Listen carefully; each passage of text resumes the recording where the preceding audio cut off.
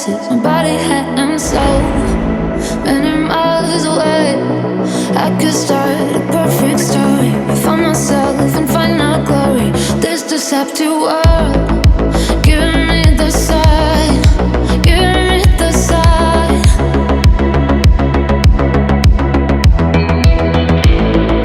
Giving me the sign, giving me the sign.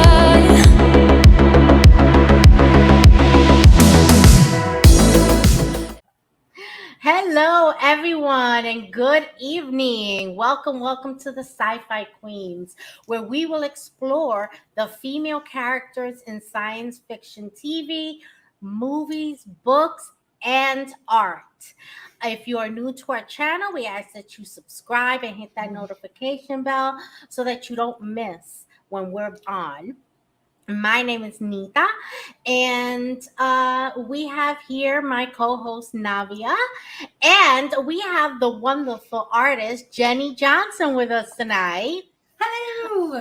Yes, and Annie will be coming with us shortly, as she is literally in the hospital saving lives. Yes.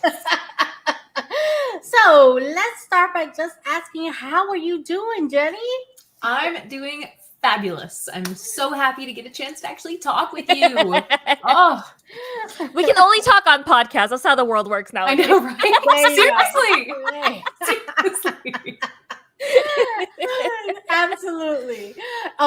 We have some questions about you and your artwork. We have amazing pictures, but we're going to start with Navia. And go ahead, Navia. Take it away. Ask your question. All right, Jenny. So, you're known for your hyper realistic art.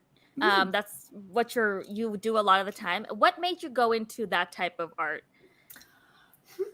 That's a very good question. Right off the bat. I watched some of your interviews. I'm like, why is no one asking this question? I'm so amazing! Oh my gosh, that's awesome. Wow, why did I just like. Okay, I got this. So I like painting things that look nice. Number one. Right off the bat, I just aesthetically, I just appreciate that kind of realistic look. I find it a great challenge. I've always really enjoyed figuring out how, fabric drapes or how to paint hair, or I mean, especially just over the last few years, exploring skin and how to make it look real. It's so I really like the challenge. And I've always really been drawn to like photographic sources. I like even going back to like film photos. I like the weird things that happen in pictures. I like blurs. I like the depth of focus, and I like trying to incorporate those things into my paintings. Like I don't try to hide the fact that I'm using photographic sources. I think it's really interesting to sort of take these little sort of snapshot moments and sort of monumentalize them in a traditional way, but still referencing the reference. Does that make sense? It makes perfect sense. You have sent me some pictures that I think go with what you were saying. Oh, yeah. So I'm going to just show you one here that is an amazing picture. It's absolutely beautiful. How difficult was this? Her face. I find the more attractive someone is, the more difficult they are to paint. It's because it's the smallest mark will take it in the wrong direction. I'm trying to think like I painted, and no shade to Christopher Lloyd. But like he has a very sort of distinct face and very eyes, and I found it, I still had to like work to get the likeness right, but it's a different kind of thing. I had the same problem with Jensen Ackles from Supernatural. He is a beautiful man, and painting him was excruciating because it just trying to get it exactly right. It's just Yeah. So, but that said, things like on Caprica 6 there, like where the reflection of her hand against those kind of things, I'm able to get out of my head a little bit more about what it is that I'm painting. I'm not thinking about, oh, that's her thumb. Oh, that's her, that's this joint. I'm just looking at the shapes and trying to replicate them as well as I can. So some parts of this came really, really quickly. Her hands came together really, really, like it wasn't that much of a struggle. But her face, whew. They're amazing. But I'm really happy with it in the end. When I first saw your TikToks, I was just like, is this for real? Is she faking it? Because I was like, how is this possible? Because I had never seen artwork like that. Oh my gosh, thank you. I mean, you're amazing. And a story. One thing that I noticed about this, and yes, I agree wholeheartedly with Navia, you have an amazing talent. I mean, look at this shadowing of the picture that you painted. It is absolutely amazing. You captured this moment. Thank you. I talk a lot about this, my favorite painting, but she's captures those little nuances. Yeah. And if there are things that I wouldn't have noticed, I've seen this episode of On the Pale Moonlight 100 times. Did I ever notice that he have fruit, vegetables or fruit? I think they're vegetables. They're like they look like peppers or something. It's some kind of like fruity, flowery kind of something back thing, there. right? Yeah, but it's out of focus. I never noticed it, yet you did. How do you get to that point in your artistic vision where you can say, oh, here are the nuances that probably no one else will notice, but will make the picture be more exact? I think it's funny because those little details, I'm constantly looking. I'm constantly, backing up and kind of like squinting at it and seeing like, okay, have I matched these things? And then it's also letting it not be perfect or trying not to, I don't know. Are they flowers? Are they fruit? I don't know.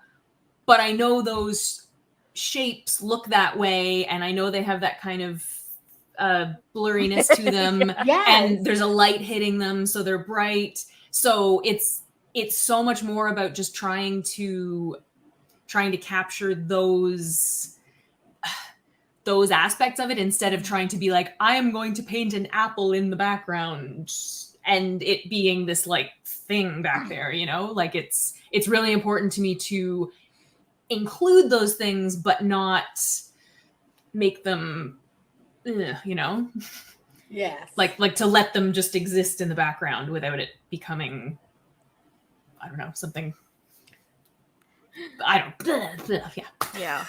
The other thing I really, really love about your painting is you manage to capture emotions of that scene so well. Like even looking at that Caprica picture, I was just like I know, like you can just feel it. I don't know how to explain it, but you can just feel it. And you do that with every picture. Even the Cisco picture back there, I see that behind Nita every single time we do a podcast. Like you know what he's feeling. I don't know how you do it. I think it's magic. Thank you. Oh my gosh. I mean, I mean, a lot of times it's like God. trying to make sure all of those small details in expression are so important. Yeah. And also trying to pick scenes that have a feeling or I don't like painting something that feels really static. I like having that sort of some kind of movement happening in it, that it's almost like a snapshot. Yeah. I mean, this picture that I put up really expresses what Navia was saying. You can see the anguish in her face. The first thing that came to mind was she's talking to Seven about Elnor when he died. Yeah. Oh gosh, I know. I'm gonna start crying. I know, right? I looked at that and I felt so emotional at that picture. And I'm not a crier, but like Navia, I almost felt like it took my breath away. And I'm like, I think that's actually a thing when you look at art and it does that. And I've heard people talk about it in the art world, and I don't ever say anything, but I always go, that's a little melodramatic. It's like, in my head, I got the bob head going on.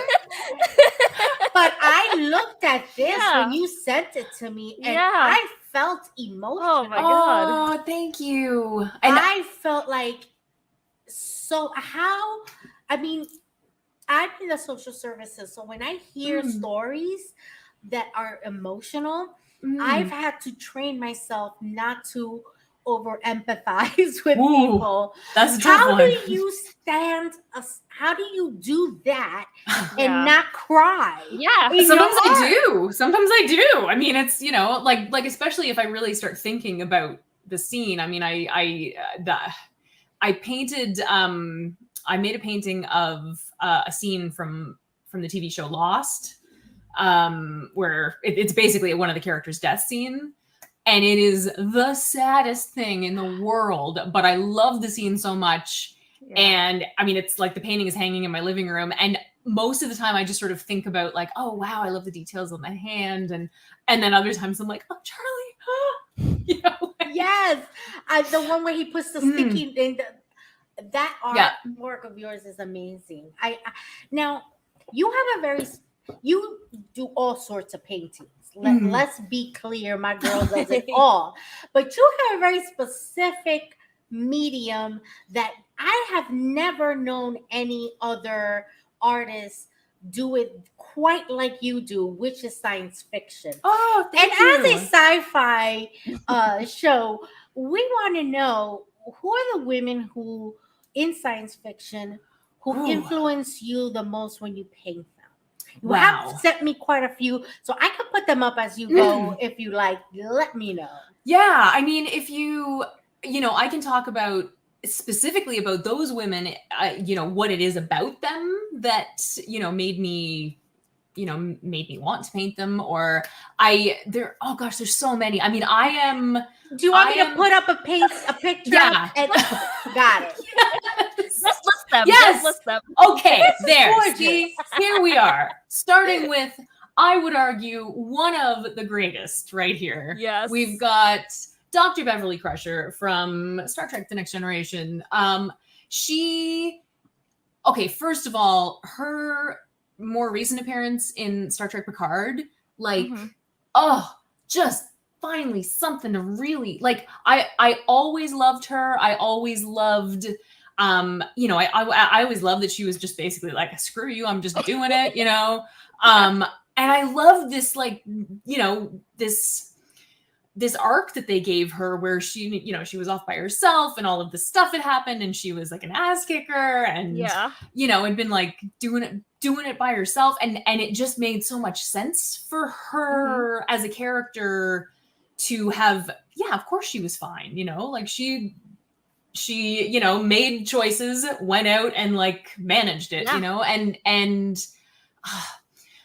like Star Trek especially, there are so many wonderful female characters in Star Trek, not all of whom have always gotten, I think, the stories or the writing that they have deserved.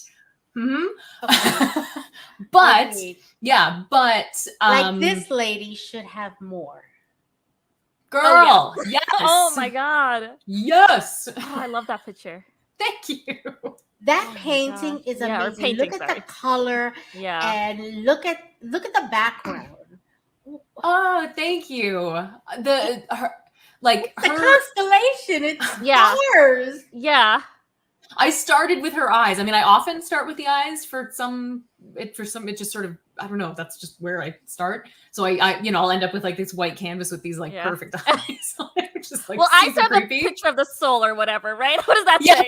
Yes, exactly. And that painting of Janeway, I felt like she was helping. Like it was just she just it just painted itself basically. And Janeway. So I came to watching Voyager kind of late. I mean, I watched some of it when it first aired, but then I went away to university and just kind of never watched the whole series. And I did a rewatch right before COVID, and like, oh, like she's just, you know, she's just out there by herself, you know? I mean, like, they, like, sorry, like, I feel really strongly about this. Like, yes, okay, sure, you know, she has a crew, but I mean, she's out there making the tough decisions, like, and you know, and not giving up the Starfleet ideals, like hanging on to all of that, dealing with her own like trauma and managing everyone else's. And it's oh god, she is like she's amazing. That's one word, amazing. Queen. Yes. Queen. Absolutely. And then we have also this beautiful woman. Oh my god, that's such a great, oh wow. Oh, thank you. How do you do the hair? I can barely comb my hair that way. The hair, honestly, you gotta like it. It's about finding the shapes. It's about finding big shapes and then kind of breaking it down from there, but not getting too far into it because then otherwise you're just doing like scrolly. Yeah, you know, like like you know, if you're painting curly hair, you're just looking for big shapes to But okay, Troy. Counselor Troy. Like, I have loved her. Growing up, she was my favorite. She was my favorite.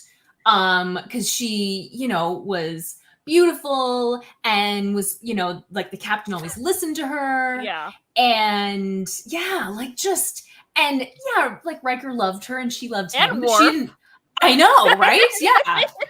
But she didn't need either of them, you know? Mm-mm.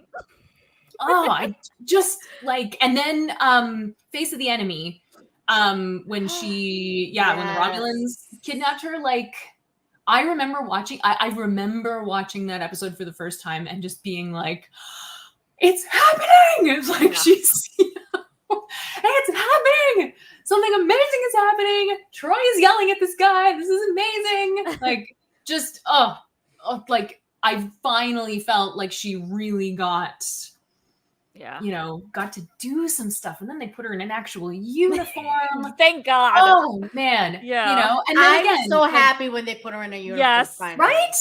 Oh, what was that about? So exciting, so exciting, and seeing her in Picard. You know, and I know that Marina had a limited schedule, so they couldn't have her in it as much as maybe they had. Mm-hmm. Maybe they couldn't. She couldn't be in it as much as maybe they could have put her in it. Yeah. But I felt like what they gave her was good. I really enjoyed just seeing her like just being a person, you know? I even in her first appearance in Picard, I loved when she first kind of walks up to Jean-Luc and he's, you know, just gotten off the Borg cube and he's all like, and she just, I mean, she just looks at him and you can just see in her face that she's like, oh, you're not okay. Like, I just, like Marina, I love. Yeah. Troy, I love. Am I rambling or is this helpful? No, you're no, absolutely. Okay. Right. It's not ramble, it's passion. Yes. Like, you know I think the reason why you can capture these characters so well is there's your love for them. Like, it's so obvious. Now that I hear you talk about it, it makes sense why you capture them so well. It's because you love them so much. Yeah, I feel like I need to make more videos about this kind of thing. Because, like... Is that why you chose fandoms and not just science fiction, but fandoms in general? In terms of painting them or just in being in them? Okay, yes. Generally speaking, most of the paintings that I've done have been because I love those moments or I love those characters. There's so many more I want to do. You know, and the ones that I've done that I'm not necessarily in the fandom, like I have this guy who's commissioned me to do 3 different paintings now of like early 80s, late 70s, like Apocalypse Now, Mad Max, nice.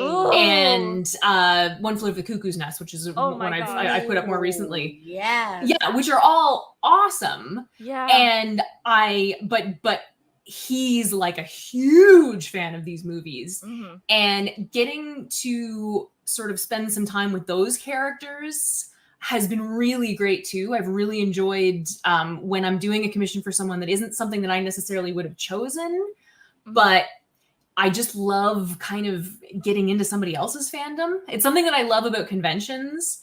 Like, you go to a convention and everybody there is so excited about at least one thing, and everybody's excited for everybody else. Yes. Because it's just the most positive. Oh, I love it. It's so cool. Absolutely. Yeah. Before I show the next photo, Navia, any? You mentioned that there's a whole bunch of characters that you still want to paint. Who would be your dream at this point that you haven't done yet? We can get this commission. We'll have someone commission this. Audience, get on it. Yeah, number one, right off the bat, I am desperate to do a data painting. Specifically, like, I know, like I'm just dying to do a data. But TNG or Picard data? I mean, it's expanding. It's expanding exponentially. I feel like I feel like I could spend 6 months just painting data paintings, like, because there's so many different, like you got Sherlock Holmes data, but then you've also got like violin data, and then you've also got just like Geordie data, and then you've got like, I don't know, like nude. I mean, God, I could talk for half an hour about how much like the whole new data arc thing. Yeah. Yes. Yes. You guys. Now, this next painting is arguably one of the most beautiful women in Star Trek. Oh gosh. Oh my God. Yes. This actress is phenomenal. Yes. But those ears, how hard were they? You know, look what? at the Vulcan ears, guys. Yeah. She's got them perfectly. There was, I can't remember if it was Larry Elmore. There's a fantasy artist whose work, when I was in high school, I used to kind of I used to draw like copies of some of the illustrations that he did for books, and he did some elves, and her ear is shaped almost exactly at the top the way that he used to draw elf ears. So when I went to do it, I was just like, oh, it's a Larry Elmore elf. Nice. Awesome. Whoop. Like, it just happened. It was, but to Paul, so underrated. Yeah. Like, so underrated. Completely. Like, I mean, to come, like, Enterprise, man, for the women on that show. Yeah. Oh, that was a rough go. And I mean, like, and there are things I love about Enterprise. Like I really love the, you know, the manifest destiny of it all, and the, you know, and the fact that they don't have a clue what they're doing, and, you know, like I just, there's a lot that I love about Enterprise, but the women really got a like short shrift on Enterprise, especially Hoshi. Oh my God. I was about to Yeah. say, Hoshi got really, she's a fantastic actress. Oh my gosh. And her character really grew.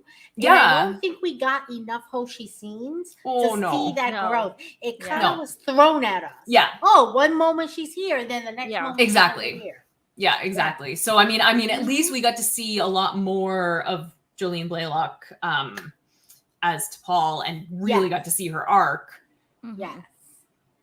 Yeah, but like, of all of the like older characters like that, I would love to see her return in some way and get used the way that not used. Give her a storyline that like is that's worthy worth her of her character. Yes, exactly. That shows how she can flourish. Absolutely. Yes. Now, how hard was it to paint this? And I know Navia is going to ask 100 questions on this one. Oh no! Oh my God! Holy cow! Oh, this is my favorite one in the world. Oh my God! How hard? I mean, you're painting it from a camera angle coming this way. Yeah. Mm-hmm. I mean, the great thing was that I didn't have to worry as much about the likenesses. Although, honestly, even just like the noses being the wrong, like that was, tricky. The fact that I had 7 pairs of hands to do, or at least almost, oh god, so many hands. Oh. But that was, I have never painted anything that meant as much to me as that does. That moment, like I carried that, because I mean, I painted that back in 2018, like before Picard, before, so when I started thinking about paintings that I wanted to make, that was like, I was like, oh, why couldn't I do that? That's, and so it wasn't so much that it was difficult to paint. I mean, it took time, obviously, like it definitely, because it's, the original is like 2 feet by 2 feet. Like it's like Cisco, only a little bigger back there. But, oh, wow. Yeah.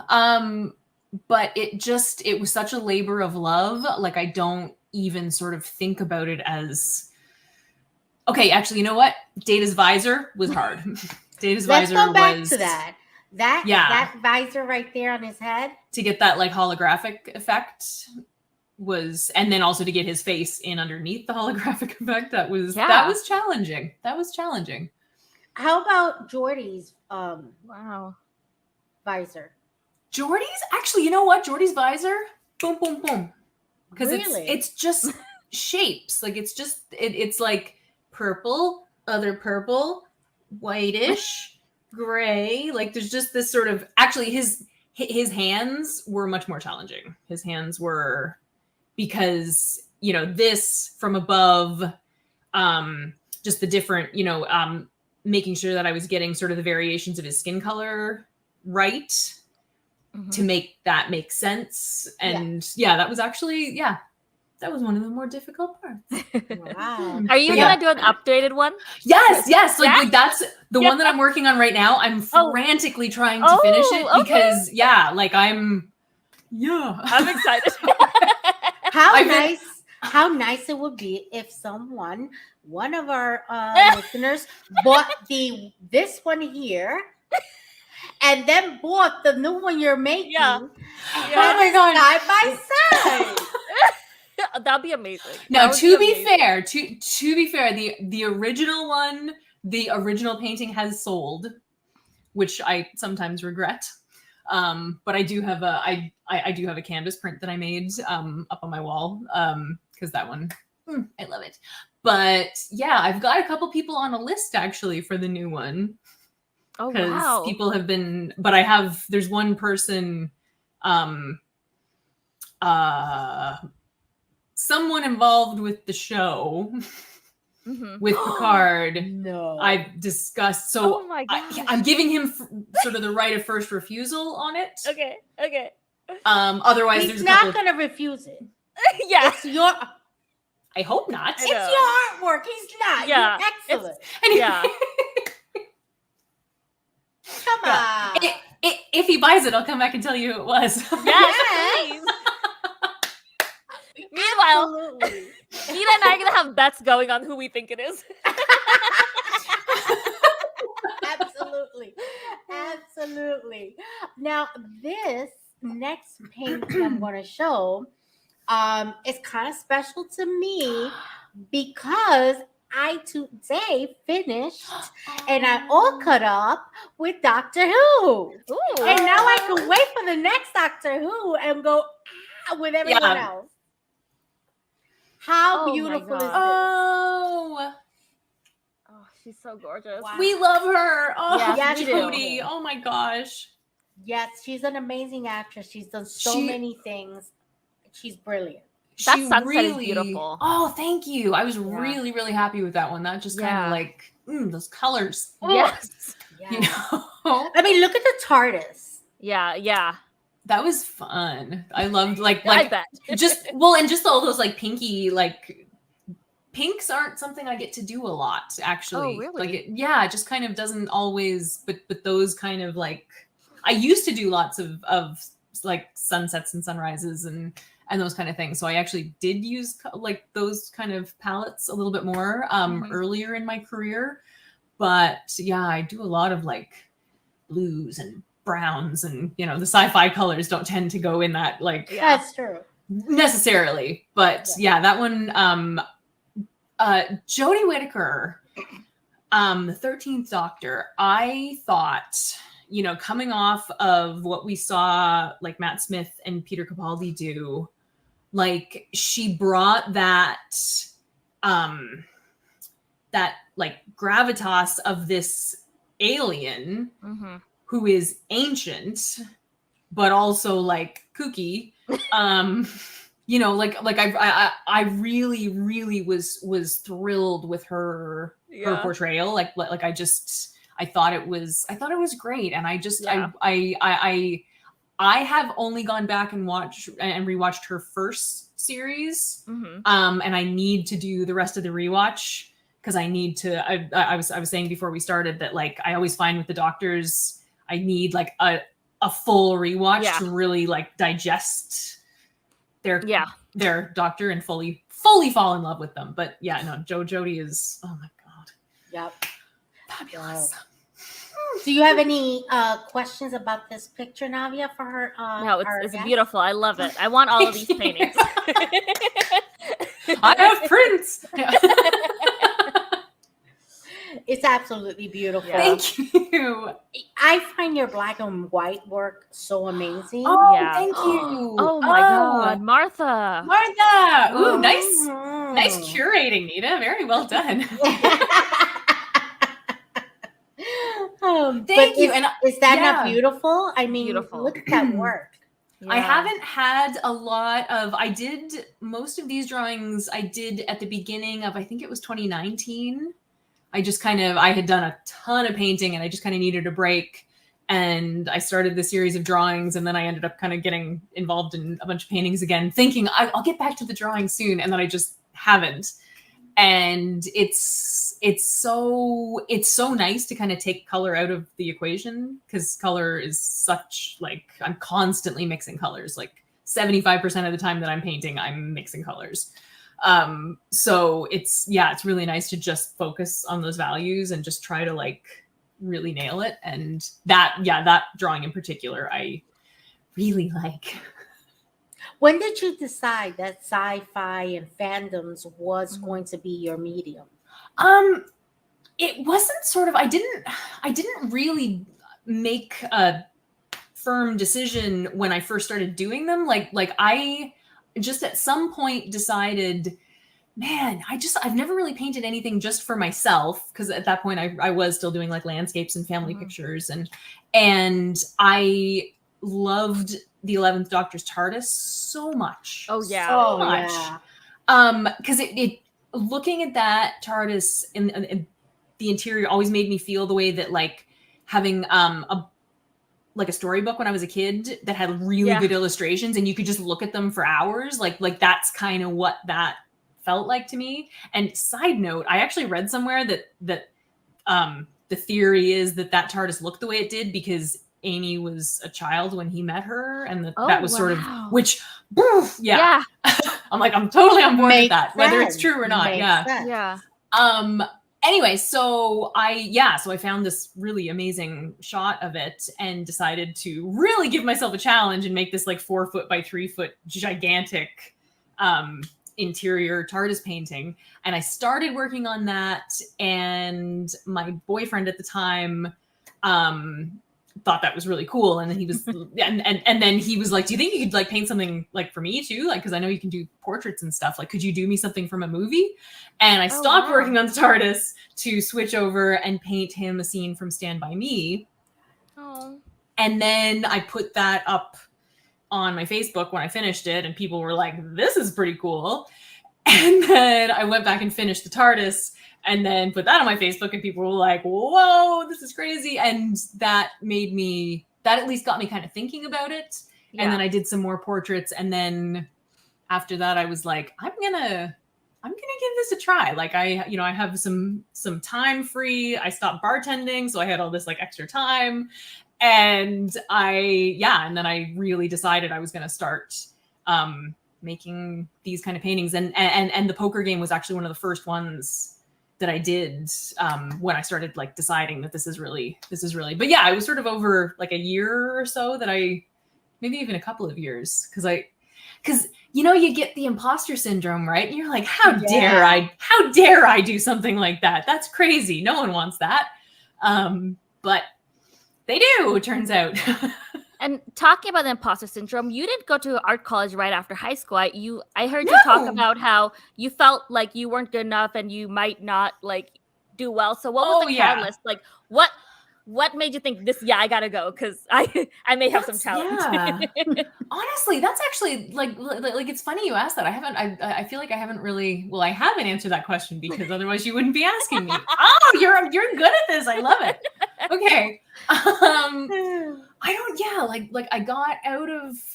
I left high school. I went to the university or a university here in Halifax. And I thought, okay, well, I'm creative, but I don't really have like a portfolio, so I can't really apply to art college. So I just was like, I'm going to go to university and take English and theater and, and that did not go well. It turns out you kind of need to want to be there to, oh my, the funny thing is I actually got a job years later in the theater department teaching perspective drawing. Oh wow. Oddly enough to like the scenography students, and my employee number got me into my old account with that university, and I saw that my last GPA was a 0.16. Oh no, girl. And I'm like, and now I teach here. That's interesting. They clearly did not look me up. But it just wasn't supposed to happen, right? It wasn't, I was not meant to be an English major or a theater major. So yeah, so I spent a couple of years doing a variety of, I was working as an animator on a, not animator, but like animator, like Disney, except not at Disney, at a brewery here, a historic brewery in Halifax. I played a barmaid named Annie. And I sang and danced for like tours that came through on this like historical brewery tour. And I did that for a couple of years and was like, well, I definitely don't want to keep doing this. And I don't know. I think at that point I was still drawing because I had always drawn. And when I had free time, I was doing it. And I think I had enough people in my life just kind of going like, yeah, maybe you want to, maybe you want to like kind of think about this. Oh, I remember. And then somebody encouraged me to take some,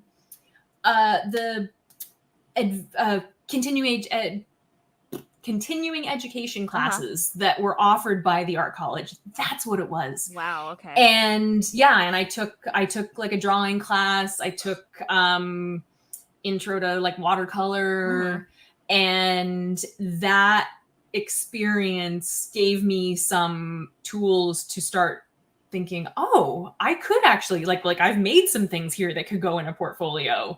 I feel like I've actually had some support and added to my toolbox, because that's one thing your viewers don't know, is that in the very, very, very small village that I come from, literally a village, there still are like 1,000 people basically in the whole town. The school had kids from other areas. The whole school, grade primary to grade 12, had 800 students. Oh, wow. Yeah. So, and there just wasn't money in the budget for art after grade 6. So I went from grade 6 to grade 12 with no art at all, which is why when it came to figuring out where I wanted to go, I was like, well, I haven't had anyone to tell me I can do this other than like my friends, so it just wasn't a thing. So getting a chance to actually have some proper education was wonderful. So when it came time to actually put a portfolio together, I felt like it was something I could do. And then I did it. and you do it very well. Yeah. And I know you come from a family of artistic individuals. Yes. When you when you started to do sci-fi and fandoms, what was their reaction? Oh, they thought it was like really cool. I mean, my geekdom I got from my dad, really. Definitely. Oh my god, like he was the one that I watched Star Trek with when I was a kid, right? We're loving Dad. Classic. I know, right? I know. I mean, he's like the Quentin Tarantino fan, and the like all of the I don't know, all the classic stuff. Like, he was sort of very instrumental in introducing us to a lot of it. And my mom is an artist herself, and she just thought it was really exciting that I was doing something that I was excited about. I mean, that's kind of always been their MO. Like my sister is a dancer, and my dad drove her, because again, we were in a village, so the nearest dance lessons were an hour away. Oh my god. So my dad, was driving her back and forth twice a week for most of her her whole adolescence. Wow. And it was just they didn't have that you need to go get a real job kind of attitude. So it was they're wonderful people. Now there's three more paintings, and I definitely want to show them. Okay. This next one is Fears, and I think you captured the fury of the moment, and I need to show it. Oh my god. Yes. Look at her face, Wow, Navia. yeah. This one was so cool to paint, because it's all like in reds and oranges, and getting to paint something in that kind of monochrome palette, like or not something, but a face, and not like it turns the painting skin into something completely different, because it kind of almost goes back to that black and white thing where you're just looking at the lights and the darks and trying to balance that all out. But oh my god, I love painting that so much. Ripley is amazing. That background is amazing too. Thank you. Yeah. Thank you. And this one here has the love of my Oh my life, God. Chewbacca. Our girl. Oh. Oh my gosh. Look at Chewbacca. Princess Leia. I mean, Oh my gosh. The Chewie detail in that can't- painting. yes, Chewie cannot be easy. No. No. None I mean, of them again, you're looking for those like big Yeah. shapes. But but you don't want him to look like a quilt. Like, he needs What to I be found fluffy. fascinating is Yeah. you captured her emotions while Yeah. looking at him. Thank you. Yeah, because her expression in that scene is very specific, because they're in the asteroid. It's like it's like when the space slug or they're in the space slug, and they're about to kind of try to get out, and she's a little stressed. Yeah. And now this one here. Oh my yes. Wow. Yes. Oh yeah, that frigging movie. Like, oh my god. Wow. Like, seeing Fury Road in the theater was like a religious experience. It still, and this is, I mean, it's been years, right? It is the most beautiful film. Like, it's just every scene I wanted to paint, but I wanted to capture a scene that featured Furiosa being awesome, because she's the hero of that movie. I mean, Max is like there, but absolutely. he's just Ken. Absolutely. So Navia, I want to go to unless you have a question for her right now.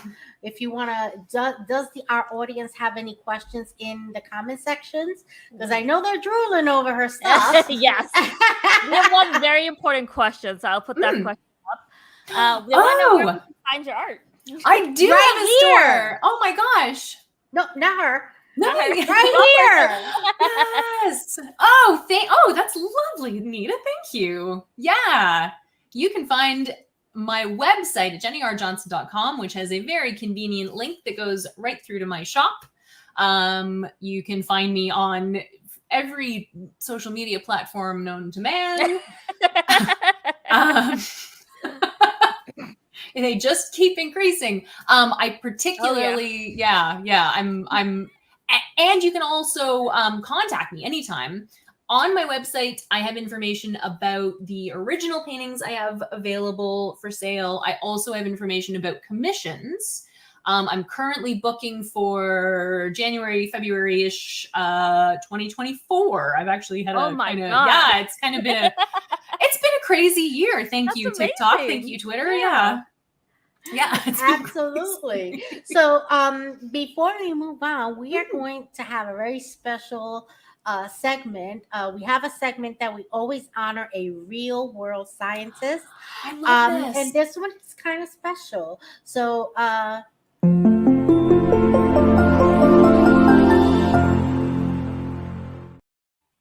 take it away, Navia. So today we're going to be talking about Amanda Pungbadakaya. I definitely pronounced her name incorrectly, but if you go to her artist website, she actually has this like functionality where she pronounces her name and like spells it out phonetically. Oh, amazing. There and hear it because her name is beautiful. I just can't say it properly. But she's a neuroscientist turned artist who's a huge advocate for STEM. She has a neuroscience degree from Columbia University and a communications degree from Pratt University. And while she was at Columbia, she did a whole bunch of research on Alzheimer's. And it was during that time when she decided she wanted to change her career. She wanted to go from being a neuroscientist to an artist.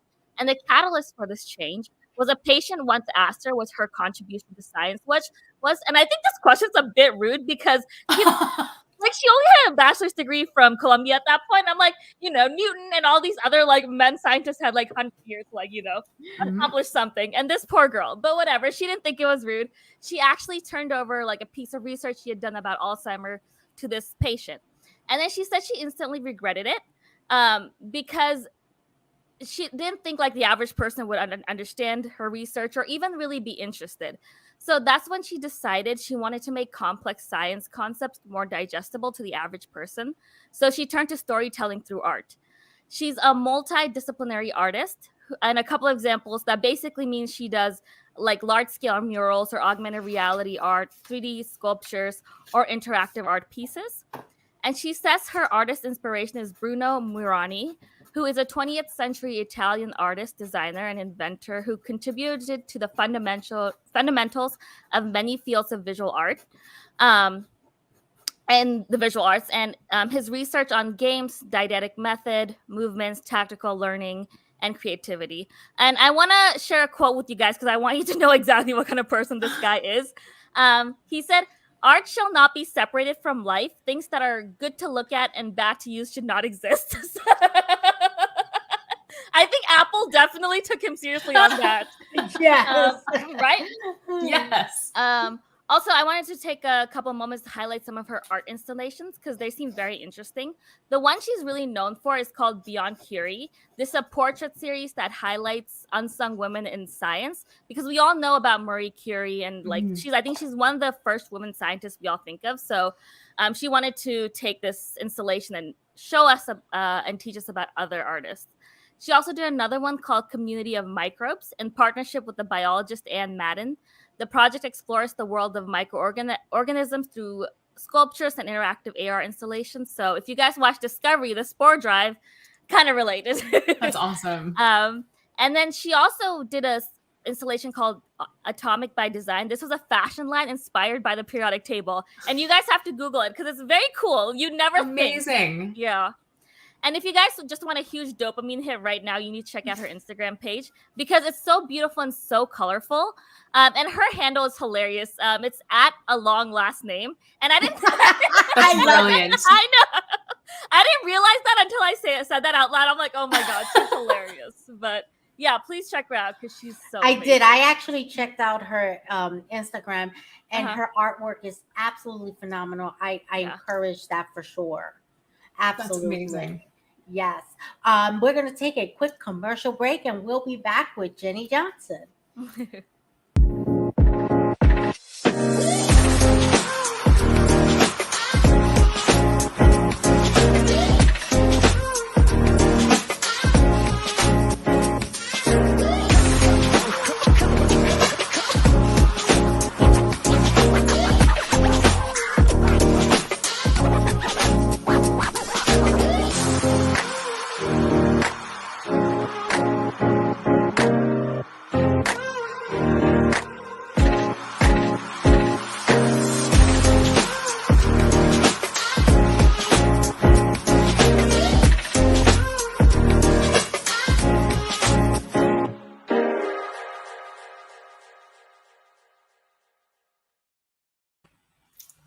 that is the artwork of our producer, Jace. That's fabulous. Yes, he does fantastic stuff.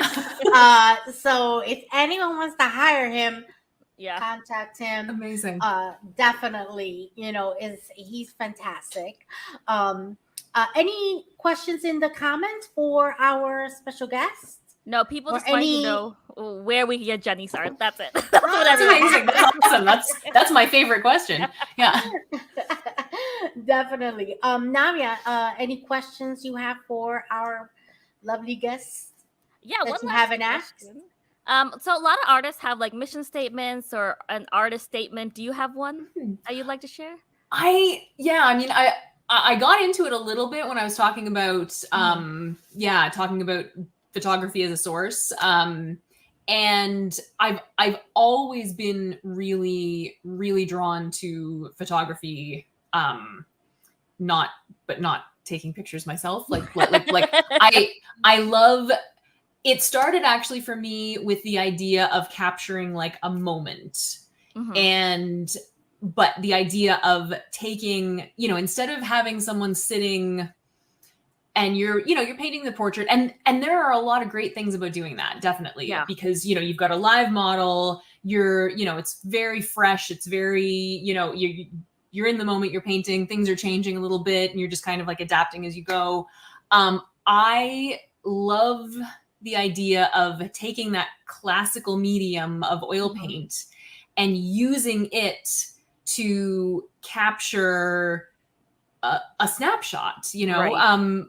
I just, there's something about, monumentalizing these moments, these like, and especially now that I'm doing these pop culture paintings, it's a scene from a movie, it's a scene from a TV show, but taking it into this like traditional art form, and making these sort of large scale paintings, I just love that.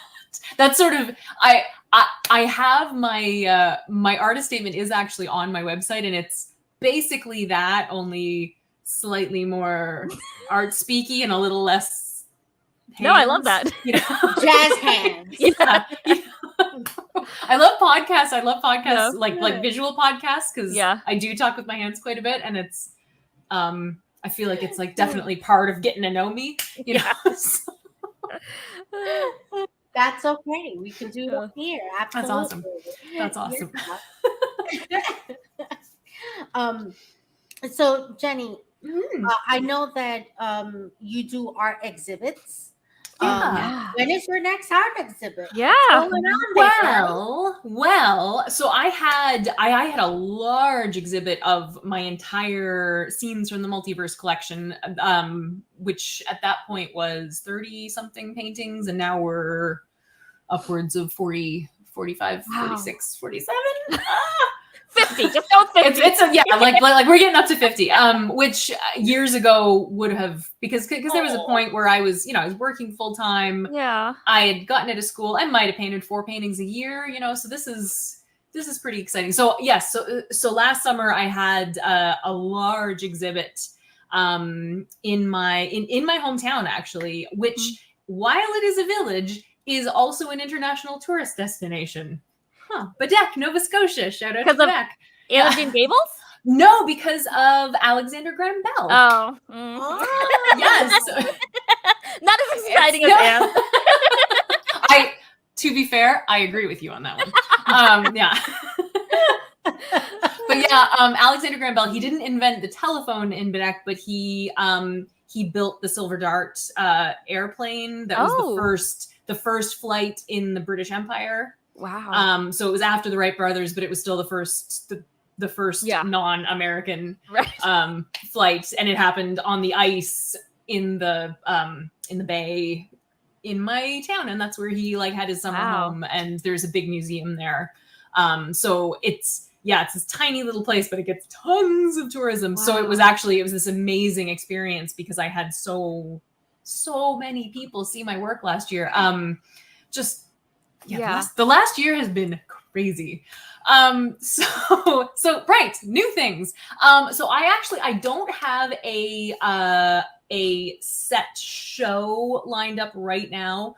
But what I do have is I'm doing the big convention here, because I do actually sell my work in person. And I set up basically, a booth, but I bring all the original work that I have with me in addition to print. So I've got quite a lovely display. So I will be at HalCon. You need a truck. I know. Literally. So I'll be at HalCon in Halifax at the end of October. And then the first week of November, so I'm just like, boom, boom. I do Christmas at the Forum in Halifax, which is another gigantic trade show kind of situation. So this year it's less of a like traditional show and more of a like sales show situation. And I'm also going to be not actively selling. I'm not bringing my work with me, but I am going to be at the 57-year mission STLV in Las Vegas the first week of August. And I'll actually be wearing, you'll be able to spot me because I've got my painting of the poker game on all the shirts that I'm going to wear. So I'm trying to make myself like as recognizable as possible. And I will be carrying business cards with me. And are you going to be selling any prints there? Not in hand, but I will make it very easy for people to buy prints from me. I'm basically there to, number one, just like see everything and have my 12-year-old dreams come true, but also but also getting a chance to meet all the people that I've talked to on TikTok and Twitter and Facebook, and like I've had the wonderful opportunity over the last year to connect with so many people online about their fandoms and Star Trek in particular. And I just really am excited for a chance to actually meet some of these people in person. I'll tell you, I would love to one day meet you. I've always wanted to go to Canada. I always wanted to go to Canada and visit. It's lovely up here. I'm like, that's what I'm trying to find out. Well, when's the next show? Because maybe I could plan a vacation around her show and visit Canada. I'll keep you posted. I will keep you posted, definitely. Oh, absolutely. Now, normally at this point, we would have our next segment, which is Annie's book recommendation, but she must be stuck at the hospital. As you all know, she does work at a hospital. She is a nurse, and patients do come first. So we're not going to present her segment because I want to give her the opportunity to discuss that book. She's very passionate about it. But I do want to talk about our next show, which is July 28th at 8 p.m. Eastern Standard Time. We're going to be talking about science fiction animation. Amazing. Yes. And the female characters of The Incredibles. We're going to do the first movie, and then later on we'll do the second one. They have incredible female characters. Science fiction and female characters can be found in all spectrums of the genre. Movies, books, art, it doesn't matter. It's there. And if it's there, we will be there. We'll cover it. We will cover it. That is for sure. Okay. I want to thank our guests for taking the time for being with us tonight and answering our questions. You are welcome on Sci-Fi Queens anytime. Just me anytime. I want to be a part of. Come on in. Come on in. This was so fun. I really enjoyed myself. Thank you so much. She doesn't just know art, she knows sci-fi. So she is an honorary sci-fi queen. Navia, I just want to publicly thank you. You did an amazing job with your segment, bringing a scientist that is art in a show that is about science fiction and art. It is an amazing thing. So I want to thank you both, and I want to thank our viewers. I know we normally do all comments, but we wanted to give Jenny as much time as possible to talk and to share with us. But I promise next time we will take all your comments. So join us on our next segment of on July 28th. Okay. And we thank you. And Thanks, good everyone. night, guys. Don't forget to like, subscribe, and share our new channel so that you can get notified when new videos come up. Thank you for watching our show.